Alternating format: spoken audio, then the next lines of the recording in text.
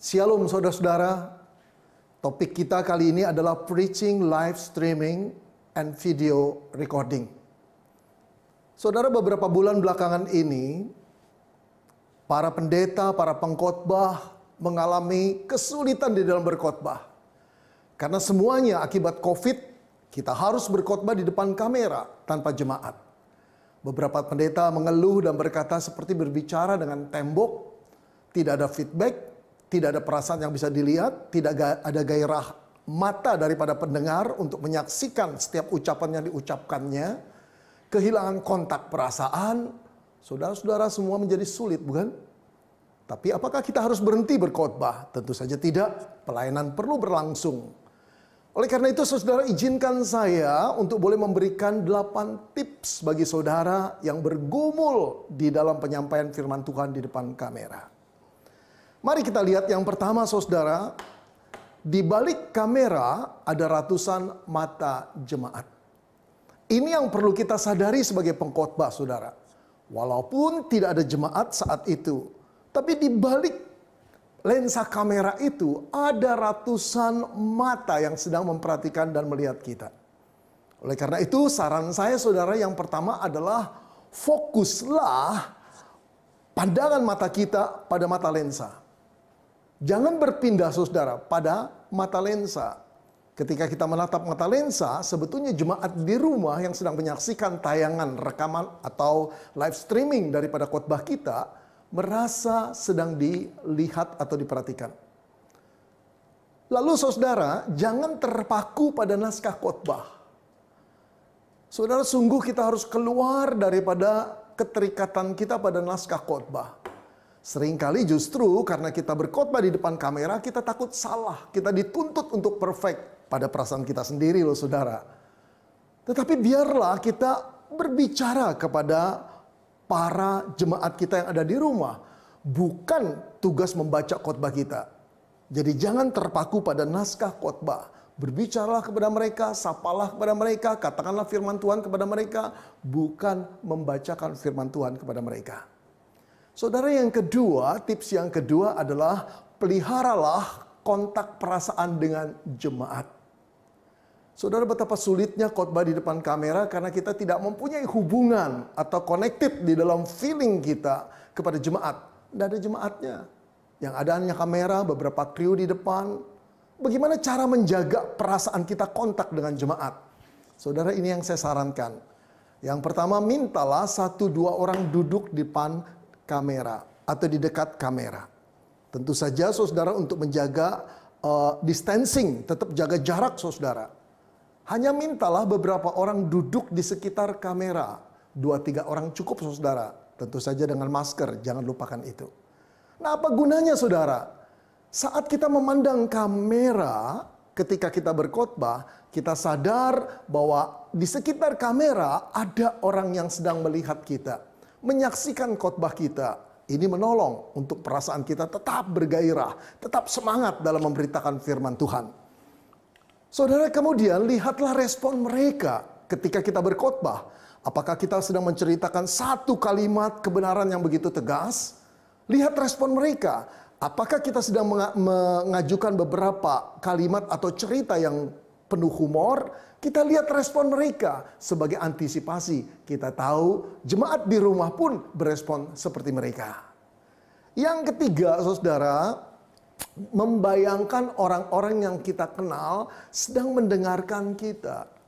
Ini cara memelihara kontak perasaan dengan jemaat yang ada di balik lensa situ. Yang ada di balik lensa, saudara. Oleh karena itu, saudara, alangkah menolongnya kalau kita mempergunakan imajinasi kita.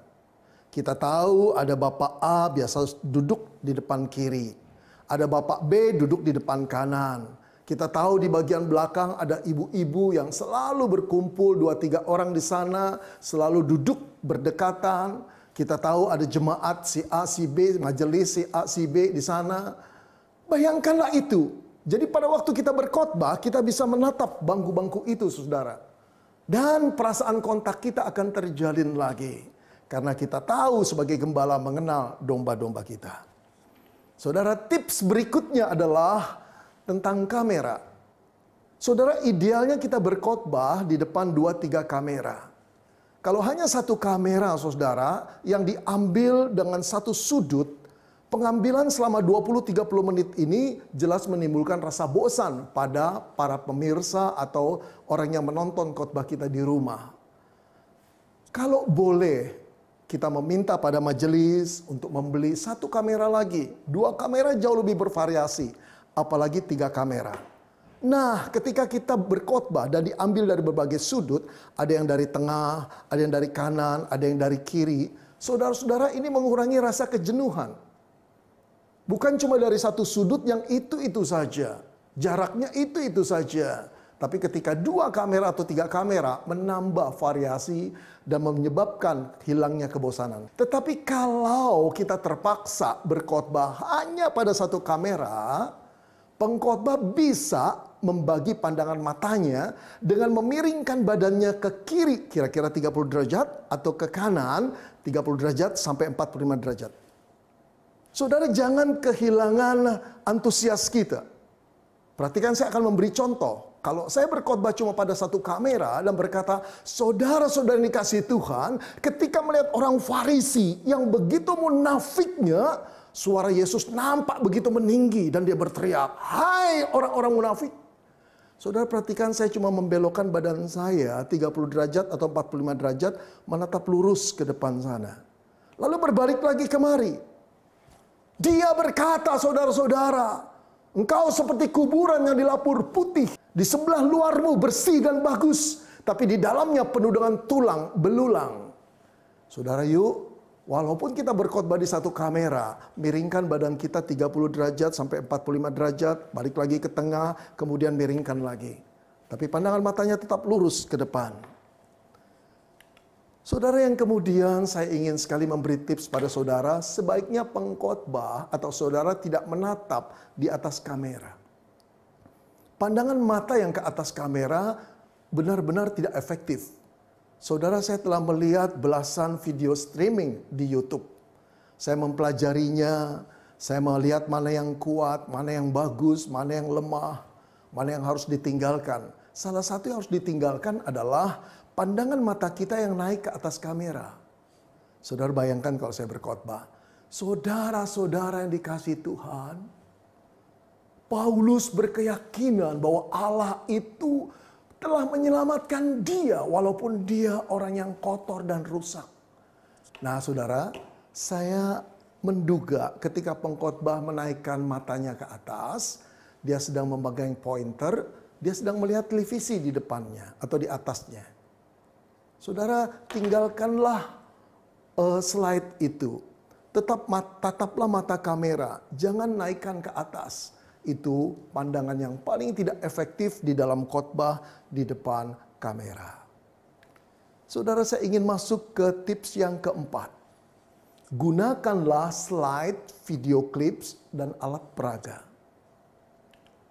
Saudara, untuk tetap menarik perhatian jemaat yang menonton di rumah, yang begitu banyak gangguannya saudara-saudara, kita perlu memvariasi khotbah kita.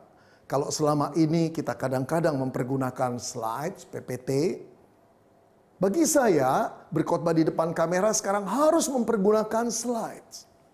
Apalagi kalau masuk 1-2 video clips, itu sangat menarik. Dan jangan lupa juga alat peraga yang bisa kita peragakan, membuat analogi kebenarannya, itu sangat berbicara kepada para penonton kita di rumah. Oleh karena itu saudara, jangan abaikan ini pada waktu kita berkhotbah di depan kamera. Saudara, bila kita melakukan perekaman, khotbah perekaman atau video recording, slide dan videonya bisa diberikan menyusul dalam proses editing. Kalau saudara tidak keburu dalam membuat naskah khotbah, maksud saya, kalau saudara tidak keburu dalam membuat slide, tinggalkan itu saudara. Berkhotbahlah di depan kamera dengan baik, nanti slide-nya dan klipsnya bisa masuk belakangan pada waktu di proses edit. Saudara, yang kelima, tips yang kelima adalah cara berbicara. Kita harus perhatikan cara berbicara kita, cara berkhotbah kita dibanding dengan sebelumnya. Apa yang harus kita perhatikan? Yang pertama, berbicaralah lebih cepat sedikit dari biasanya. Saudara, kalau saudara berbicara biasanya dengan kecepatan 80%, dan saudara samakan di depan kamera yang kemudian hasilnya nanti ditonton jemaat di rumah, cara bicara yang biasa itu menjadi lebih lambat. Salah satu sebabnya adalah karena jemaat tidak berada di ruang kebaktian, tetapi berada di rumahnya. Gangguannya besar sekali, saudara. Karena itu saran saya, berbicaralah lebih cepat. Kalau biasanya 80%, saudara naikkan kecepatan jadi 100%. Kalau saudara misalnya berbicara di dalam 1 menit ada 200 kata saudara bisa ucapkan, naikkan menjadi 220.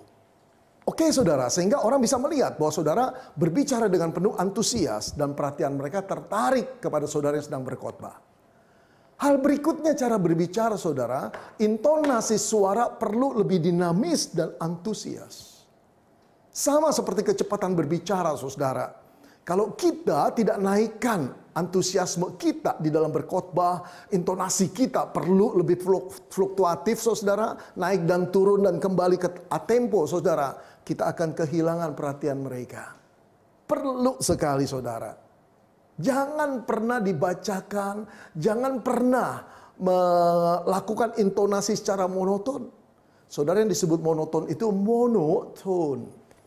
Mono itu satu, saudara, tone itu suara atau nada.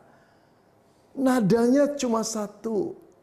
Kalau membuat lagu, saudara, cuma nadanya cuma sol semua. Ketukannya satu ketuk, satu ketuk, satu ketuk. Saudara bisa bayangkan monotonnya itu lagu. Nah, monoton di dalam pengucapan pengkhotbah bisa monoton lambat, bisa monoton cepat. Bisa monoton keras, bisa monoton lembut. Nah saudara, untuk menghindari kemonotonan itu, kombinasi semuanya. Kadang-kadang kita ada ngomong keras, kadang-kadang kita ngomong lembut, kadang-kadang kembali seperti biasa. Kadang-kadang cepat, kadang-kadang lambat, kadang-kadang kembali dengan kecepatan seperti biasa. Dengan demikian saudara, para penonton kita di rumah akan terus menyaksikan kita berkhotbah. Saudara, cara berbicara yang perlu diperhatikan, yang lainnya adalah dukung dengan gesture yang baik. Jangan cepat dan jangan monoton. Saudara, gerakan ini menopang berita kita. Gerakan yang kita katakan ini harusnya keluar mendukung perkataan-perkataan yang kita keluarkan atau kebenaran yang sedang kita nyatakan. Untuk mendukung saudara, hati-hati. Jangan menggerakkan tangan dengan terlalu cepat. Saudara, saya lihat di beberapa video pengkhotbah tanpa sadar, gerakan tangannya cepat sekali saudara. Di depan kamera dia seperti bayang-bayang dan memusingkan dan membuat orang jadi frustrasi. Tapi juga jangan saudara monoton. Ada beberapa pengkhotbah yang saya lihat gerakannya adalah saudara-saudara yang dikasihi Tuhan. Oleh karena itu kita perlu berdoa kepada Tuhan dan menyerahkan hidup kita kepada Tuhan di dalam masa seperti ini. Wow, menjenuhkan sekali saudara. Gerakan tangan dengan lebih pelan untuk mendukung berita kita. Pada waktu Paulus berdoa kepada Tuhan tentang duri dalam daging, dia berkata, Tuhan, sudah 3 kali aku berdoa tentang duri dalam dagingku ini. Angkat Tuhan. Gerakan pelan seperti ini disesuaikan dengan kalimat yang kita ucapkan. Gunakan perasaan kita dan imajinasi kita. Lalu tangan bergerak secara intuitif mendukungnya. Akan membantu pemirsa atau jemaat yang sedang menyaksikan khotbah kita. Saudara, mari kita terus dengan cara berbicara. Saat streaming saudara, bila ada kesalahan jangan berhenti. Saudara, live streaming itu kebaktian yang ditayangkan langsung saat kita berkhotbah. Oleh karena itu dari awal pertama kita harus merasakan bahwa ini betul-betul kebaktian. Walaupun tidak ada jemaat. Walaupun hanya singer dan WL. Walaupun hanya pengurus di sana. Hadirat Tuhan harus saudara bisa rasakan. Karena itu saudara, bukan berarti kita harus berhati-hati setiap kata untuk tidak salah. Tidak apa-apa salah itu. Cuma kita tahu bahwa ini adalah kebaktian yang sedang berlangsung dan dilihat oleh banyak orang. Kalaupun salah, sebagaimana kita sering salah pada waktu kebaktian minggu yang reguler. lanjutkan saja. Jangan berhenti. Kalau berhenti, orang di rumah akan jadi bingung, saudara. Dan tahu bahwa pengkhotbahnya sedang bingung dan sedang salah. Lanjutkan saja. Saudara-saudara, saya percaya jemaat kita juga tahu bahwa kita bukan pengkhotbah yang perfect. Kita juga bisa salah ucap, salah gerak, salah masuk. Nah, lanjutkan saja seolah-olah semua berjalan dengan kewajaran. Oke? Yang lain, saudara, kalau saat recording bukan live streaming, bila ada kesalahan, berhentilah beberapa detik. Lalu ulang dari awal kalimat yang salah. Saudara, saya contohkan ya. Andai kata saya membuat satu kesalahan saat recording. Saudara-saudara, di dalam kasus duri dalam daging, Paulus berkata kepada Tuhan, Tuhan sudah 7 kali aku berdoa. Loh, kok 7 kali? Kita salah bukan? Lalu jangan berkata sama kameramen, stop, berhenti dulu, itu saya salah, ulang lagi ya. Nah, memang kita akan diulang. Tapi tidak perlu kameramen mematikan lalu membuat on lagi. Sebetulnya pada waktu saya mengatakan, Tuhan sudah 7 kali aku berdoa. Salah. Diam sebentar beberapa detik lalu mulai lagi. Saudara-saudara, dalam kasus duri dalam daging, Paulus sudah berkata kepada Tuhan di dalam doanya, Tuhan sudah 3 kali aku berdoa. Sudah diperbaiki bukan? Nanti pada waktu proses editing, bagian yang salah itu akan di-delete, akan di-cut, akan dibuang, nyambung kembali. Jadi saudara, memang kelebihan daripada khotbah recording, hasilnya bisa lebih baik. Tetapi live streaming, pengkhotbah lebih merasakan jiwa, perasaan bahwa hadirat Allah hadir di sana. Ada kelebihan, ada kekurangannya. Saudara, saya ingin bicara soal waktu yang ke-6. Berkhotbahlah sedikit lebih singkat dari biasanya. Saudara, kalau gereja kita terbiasa untuk khotbah 45 menit, saya sarankan kurangilah menjadi 40 sampai 35 menit. Pengurangan 5 menit atau 10 menit, oke, saudara-saudara. Kenapa harus dikurangi? Karena saya katakan juga distraction di rumah itu terlalu banyak. Ada banyak suara-suara, ada banyak urusan, ada banyak hal yang bisa mengganggu jemaat yang sedang mendengarkan khotbah itu menjadi kurang konsentrasi. Khotbah panjang lebih membuat dia kurang konsentrasi. Pendekkan 5 atau 10 menit. Tapi saudara, hal yang lain adalah begini. Jangan kita memendekkan khotbah kita sampai ekstrim. Saya melihat gereja-gereja yang bisa 45 menit sampai 50 menit. Khotbahnya tinggal 19 menit sampai 20 menit. Waduh, itu setengahnya dan lebih daripada setengah, saudara. Yang saya jaga adalah perasaan jemaat yang biasa menikmati khotbah 45 menit. Ketika khotbah tinggal 19 menit dan 20 menit, apa tidak berpikir ini khotbah kayak main-main ya? Sekedar diadakan.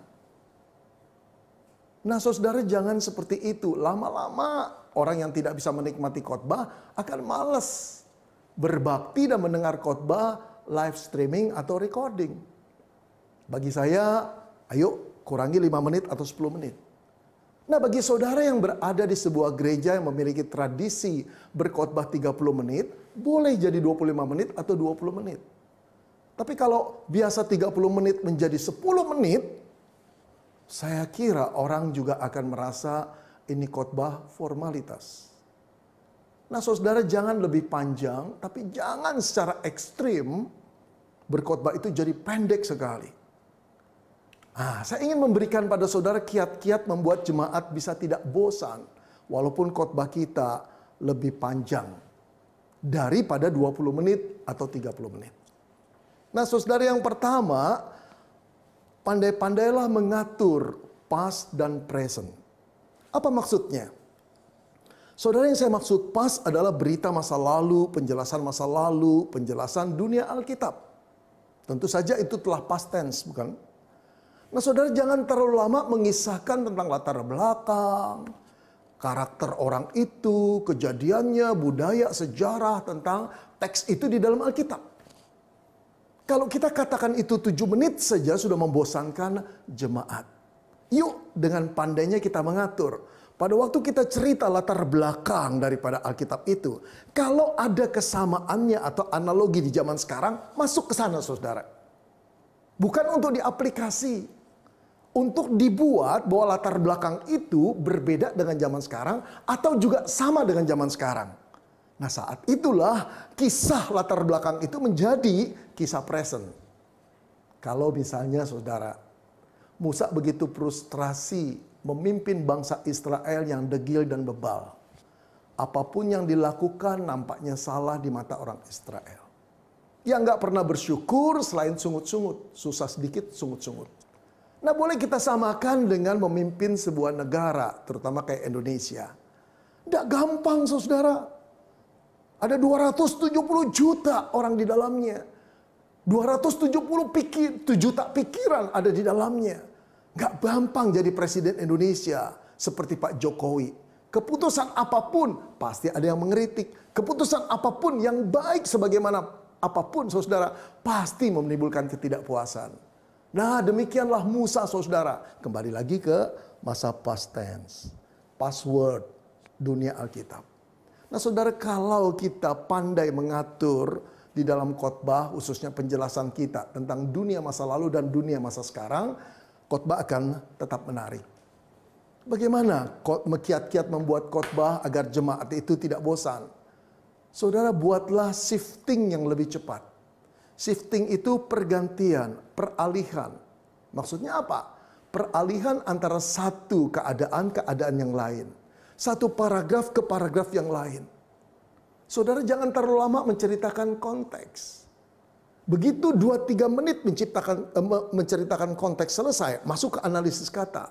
Jangan terlalu lama di analisis kata. Setelah kita jelaskan dengan baik, masuklah saudara ke dukungan. Masuklah ke kristosentris. Masuklah saudara ke paragraf-paragraf berikutnya. Nah, perubahan-perubahan ini membuat khotbah kita progresif, tidak berulang-ulang. Ya, kita perlu cepat di dalam hal ini. Lalu saudara bagaimana membuat kiat-kiat supaya jemaat tidak bosan? Lebih banyak menjelaskan dengan cara narasi. Saudara kita bisa menjelaskan khotbah dengan cara eksposisi, pembahasan. Detil-detil kita katakan saudara, kita uraikan. Jelas di dalam khotbah, live streaming ataupun recording sangat melelahkan.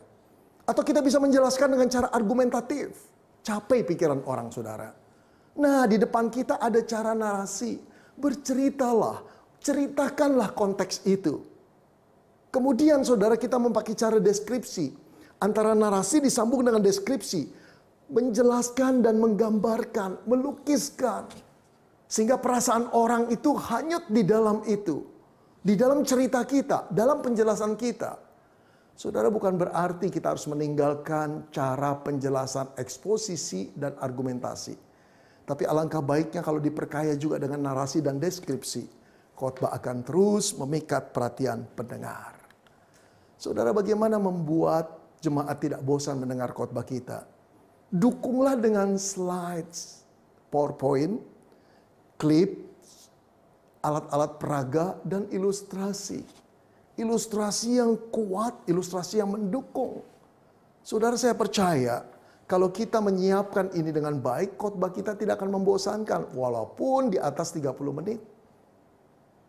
Nah saudara yang dikasih, di dalam 30 menit atau 40 menit, kalau kita siapkan 12 kira-kira, 10-12 PowerPoint, oke. Kalau ada klip 1-2, bagus sekali. Kalau ada alat peraga, bagus sekali. Masuk lagi ilustrasi. Nggak membosankan saya kira. Nah saudara, tips yang terakhir bersangkut paut bagaimana berkhotbah supaya tidak membosankan jemaat. Walaupun mereka menonton recording atau live streaming. Masukkanlah unsur patos dan imajinasi. Apa itu patos saudara? Saudara, patos adalah unsur emosi di dalam sebuah khotbah. Kita tahu bahwa manusia mempunyai atau diciptakan Tuhan dengan rasio, dengan emosi dan kehendak, will.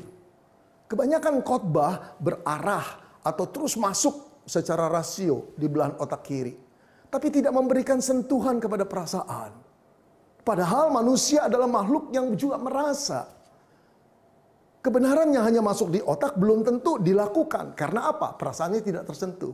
Nah, di dalam khotbah live streaming atau recording, saudara perlu memasukkan sentuhan-sentuhan itu.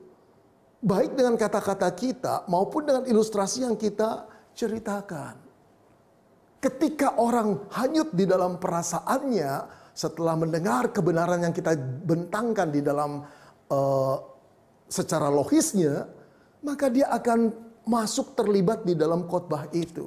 Saya percaya perhatiannya akan penuh pada khotbah kita. Lalu masukkan imajinasi, saudara. Jangan kaku. Pakai pengandaian, pakai pembayangan, agar orang bisa melihat dan menikmati kisah yang kita ceritakan, kebenaran yang sedang kita utarakan. Jangan kaku, saudara.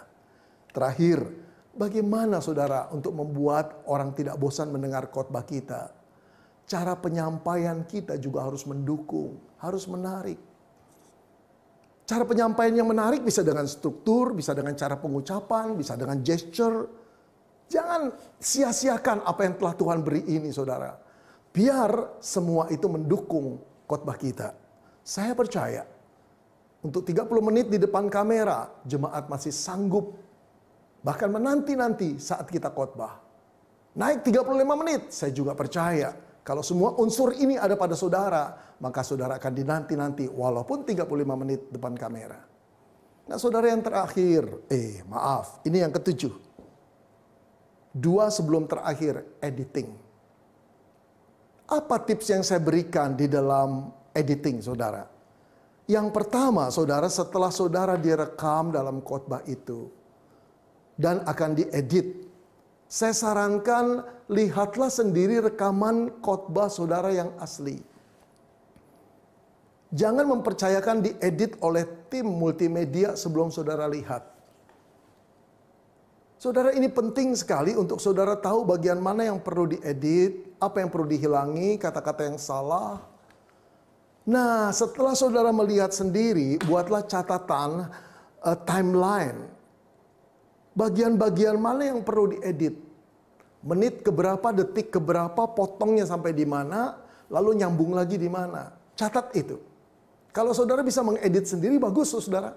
Tapi kalau saudara tidak bisa mengedit, tidak apa-apa. Bagian multimedia bisa mengeditnya, beritahu dia di mana harus dipotong, di mana harus disambung. Saudara, kemudian setelah pengeditan dilakukan oleh bagian multimedia, sebelum diupload, saudara, perlu saudara melihat sekali lagi hasil final rekaman itu. Sekali lagi jangan diupload begitu rupa. Setelah orang banyak melihatnya, saudara merasa, aduh, ada bagian-bagian yang tidak pantas, tidak layak diucapkan, terutama yang berbau sara misalnya, atau kalimat-kalimat yang begitu kasar, yang mempermalukan orang. Kita para pengkhotbah bukan orang-orang yang sempurna dalam menata lidah kita, bukan? Nah, oleh karena itu, pengeditan terakhir atau melihat final rekaman kita sangat perlu. Oleh karena kita melihat sekali lagi hasil rekaman itu. Dan itulah kesempatan kita mengedit yang terakhir. Saudara, the last but not least, yang terakhir, yang ke-8. Kuasai materi khotbah dengan baik. Kita berada di depan kamera. Kita harus melakukan khotbah kita, salah atau tidak salah. Tapi kita ingin mengurangi error kita, bukan? Caranya gimana? Kita harus menguasai materi khotbah kita. Saya sarankan untuk diketik, saudara. Pengetikan itu membuat kita lebih rapi di dalam alur pikiran khotbah kita. Pengetikan juga membuat kita harus memilih kata-kata dan pengucapan kalimat. Yang mana yang harus kita ucapkan. Dan mendelete atau membuang yang tidak penting. Lalu saudara, berlatihlah di rumah minimum 2 kali. Baca dulu di kamar, saudara. Ini merupakan latihan juga, bukan? Setelah baca 1 kali, kemudian saudara mulai mengkhotbahkannya tanpa banyak melihat. Pasti ada kekurangan, pasti ada kesalahan. Tidak apa-apa. Setelah 2 kali, apalagi saudara berlatih di depan cermin, itu bagus sekali. Jadi tahu ekspresi kita yang baik, ekspresi kita yang harus dihindari. Gerakan tangan yang harus dihindari, gerakan tangan yang mendukung, lakukan itu. Nah, saudara, ini mengurangi kesalahan tentu. Terakhir, saudara, berkhotbahlah dengan keyakinan bahwa Roh Kudus akan bekerja mengubah jemaatnya melalui khotbah Anda. Keyakinan itu perlu ada. Walaupun kita berada di depan kamera dan tidak ada jemaat, jangan lupa di balik lensa kamera ada ratusan mata jemaat yang haus mendengarkan firman Tuhan, yang ingin disapa oleh Tuhan, yang ingin dihibur oleh Tuhan, yang ingin dikuatkan oleh Tuhan, dan juga yang ingin ditegur oleh kebenaran firman-Nya. Yakinlah, Roh Kudus dapat menggunakan media apapun untuk mengubah orang. Dan saudara dan saya yang dipilih Tuhan untuk menyampaikan firman yang mengubah kehidupan mereka. Saudara, inilah tips dari saya bagaimana berkhotbah, live streaming, dan video recording. Semoga ini menolong saudara. Sampai bertemu lagi di session berikutnya. Saya Pendeta Beni Solihin. Saudara-saudara, kalau saudara sempat, lihatlah di YouTube Indonesia Preaching Ministry. Satu bentuk pelayanan yang saya bangun untuk boleh memperkaya para pengkhotbah di seluruh Indonesia dalam menyampaikan firman Tuhan. Amin.